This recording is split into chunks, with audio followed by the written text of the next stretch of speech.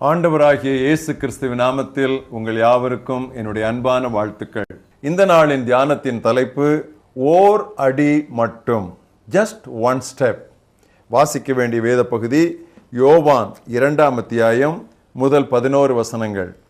3ஆம் நாளிலே கலிலேயாவில் உள்ள கானா ஊரில் ஒரு கல்யாணம் நடந்தது. இயேசுவின் தாயும் அங்கே இருந்தாள். இயேசுவும் அவருடைய சீடரும் அந்த கல்யாணத்துக்கு அழைக்கப்பட்டிருந்தார்கள்.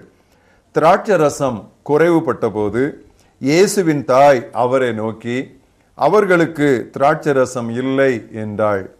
அதற்கு இயேசு, ஸ்திரீயே, எனக்கும் உனக்கும் என்ன? என் வேளை இன்னும் வரவில்லை என்றார். அவருடைய தாய் வேலைக்காரரை நோக்கி, அவர் உங்களுக்கு என்ன சொல்லுகிறாரோ அதன்படி செய்யுங்கள் என்றாள். யூதர்கள் தங்களை சுத்திகரிக்கும் முறைமையின்படியே ஒவ்வொன்று 2-3 குடம் தண்ணீர் கொள்ளத்தக்கதாக 6 கற்சாடிகள் அங்கே வைத்திருந்தது. இயேசு வேலைக்காரரை நோக்கி, ஜாடிகளிலே தண்ணீர் நிரப்புங்கள் என்றார். அவர்கள் அவைகளை நிறைய நிரப்பினார்கள். அவர் அவர்களை நோக்கி, நீங்கள் இப்பொழுது மொண்டு பந்தி விசாரிப்புக்காரனிடத்தில் கொண்டு போங்கள் என்றார். அவர்கள் கொண்டு போனார்கள்.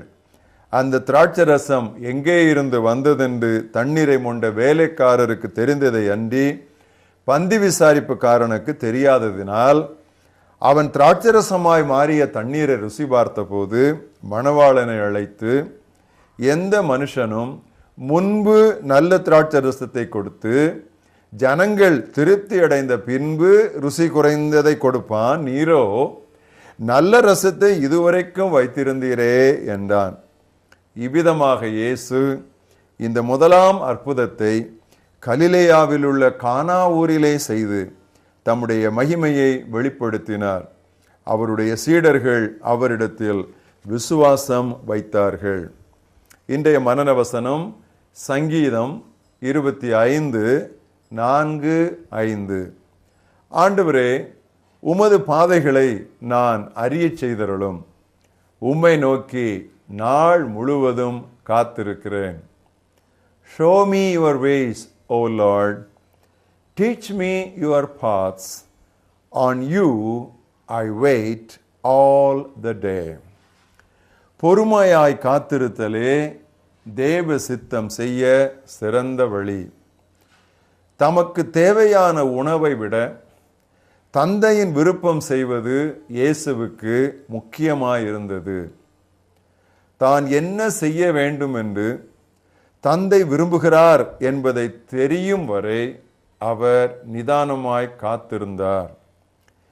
எச்சூழலிலும் பதறாமல் அச்சமயத்தில் பிதா என்ன செய்திருப்பார் என்று அறிந்து கொள்ள அமைதியாய் தியானித்துக் கொண்டிருந்தார். பிதாவானவர் செய்ய குமாரன் காண்கிறது எதுவோ அதையே அன்றி வேறொன்றையும் தாமாக செய்ய மாட்டார். அவர் எவைகளை செய்கிறாரோ அவைகளை குமாரனும் அப்படியே செய்கிறார் என்பதுதான் இயேசுவின் சாட்சி. யோவான் 5:19 இந்த வசனம் உண்டு. மணவீட்டில் ஏற்பட்ட திராட்சரச தட்டுப்பாட்டை மரியாள் விரைந்து இயேசுவுக்கு அறிவித்தாள். இயேசுவோ தமது வேளை இன்னும் வரவில்லை என்று நிதானமாக பதிலளித்தார். வேலைக்காரர் பொறுமையாய் காத்திருக்க துவங்கிய பின்னர்தான் இயேசு பேச ஆரம்பித்தார். காத்திருந்த அவ்வேளையில் பிதாவிடமிருந்து என்ன செய்ய வேண்டும் என்று அவருக்கு ஆலோசனை வந்திருக்கும். நமது சுபாவ மனதோ எல்லாவற்றையும் அதுவும் உடனே அறிந்து கொள்ள துடிக்கிறது.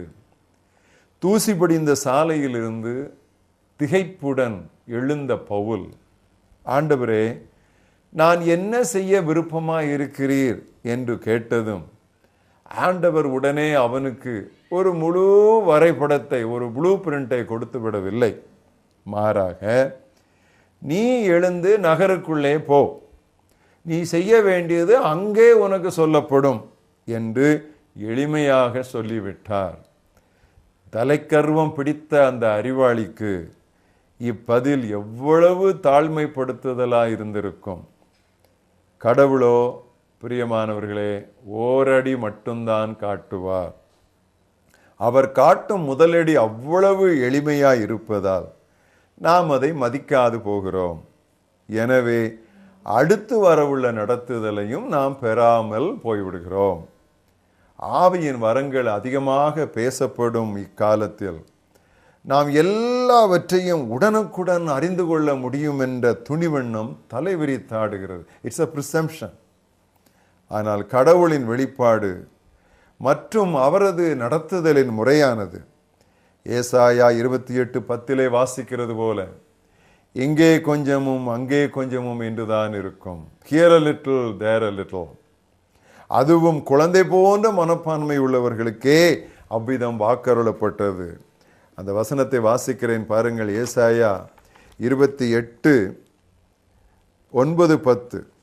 அவர் யாருக்கு அறிவை போதிப்பார், யாருக்கு உபதேசத்தை உணர்த்துவார்? பால் மறந்தவர்களுக்கும் முலை மறக்க பண்ணப்பட்டவர்களுக்குமே கற்பனையின் மேல் கற்பனையும் கற்பனையின் மேல் கற்பனையும் பிரமாணத்தின் மேல் பிரமாணமும் பிரமாணத்தின் மேல் பிரமாணமும் இங்கே கொஞ்சமும் அங்கே கொஞ்சமுமாயிருக்குமாம். இதுதான் ஆண்டவர் கற்றுக் கொடுக்கிற முறை. எனவேதான் சங்கீதக்காரன் சொன்னான், எனக்கு மிஞ்சிய காரியங்களிலே நான் தலையிடாமல் சிறு குழந்தையை போல பால் மறந்த குழந்தையை போல என் ஆத்துமாவை நான் அமர பண்ணினேன். பிரியமானவர்களே, அவசரப்பட்டு தீர்மானித்ததால் மன வாழ்வை நாசமாக்கிய வாலிபர் தான் எத்தனை. கடவுளுக்கு முன்னால் ஓடிவிடாதீர்கள், பின்தங்கியும் விட வேண்டாம். அவரிடமிருந்து அமர்ந்திருப்பதை நாம் கற்றுக்கொள்வோம். அப்பொழுது ஏசாயா 18:4 வாசிக்கிறது போல அவருடைய நடத்துதல் பயிரின் மேல் விழும் வெப்பம் குறைந்த வெயிலை போலவும், அழகான வார்த்தைகள், பயிரின் மேல் விழும் வெப்பம் குறைந்த வெயிலை போலவும் அறுப்பு காலத்து வெப்பத்தில் உண்டாகும் பனி மேகத்தை போலவும் இருக்கும். எவ்வளவு ஜென்டிலா அழகாக ஆண்டவர் நம்மை நடத்துவார். எனவேதான் வில்லியம்ஸ் என்பவர் 17ஆம் நூற்றாண்டிலே பாமாலையிலே இப்படிப்பட்ட ஒரு பாடலை ஏற்றி வைத்தார்.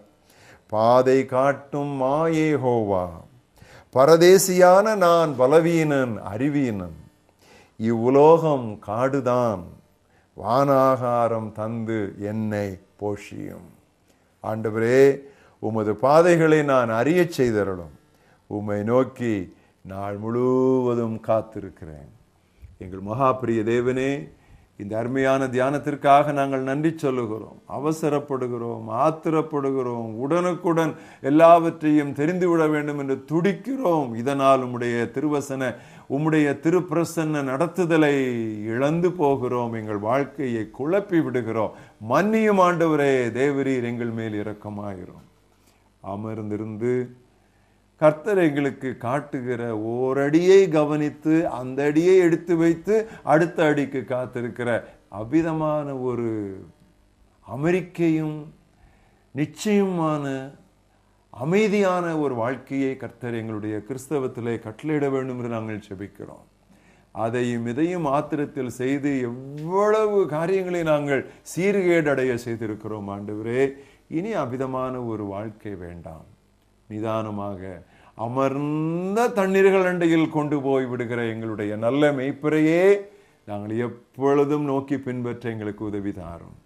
இந்த நாளின் தியானத்தின்படி எங்கள் வாழ்க்கையிலே கர்த்தாவே அலைமோதி கொண்டிருக்கிற எல்லா விதமான குழப்பமான எண்ணங்களையும் கர்த்தர் அமர்த்தி show us one step, O God. ஓரடி மட்டும் எங்களுக்கு காட்டும் ஆண்டவரே. நீர் சொல்லுகிறதை கேட்க நாங்கள் ஆயத்தமாய் இருக்கிறோம். கர்த்தாவே சொல்லும், அடியார்கள் கேட்கிறோம். இயேசுவின் நாமத்தில் பிதாவே, ஆமென்.